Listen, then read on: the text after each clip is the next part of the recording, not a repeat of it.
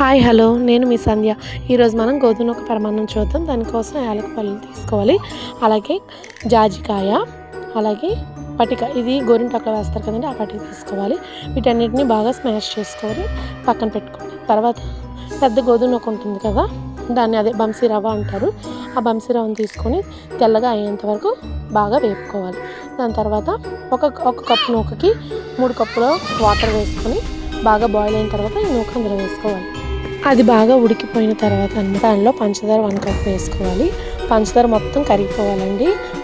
తర్వాత ఒక కప్పుకి 1 కప్పు బెల్లం వేసుకోవాలి. బెల్లం వేసుకొని అది కూడా బాగా కరిగించుకోవాలండి. 1 కప్పు రవ్వకి 150 ml నెయ్యి వేసుకోవాలండి. అది కొంచెం దగ్గరికి అయినప్పుడు మనం దంచుకున్నాం కదా మిశ్రమం, ఆ మిశ్రమాన్ని అందులో వేసుకొని కలుపుకోవాలి. టేస్టీ గోధుమ నూక పరమాన్నం ready. Thank you for watching.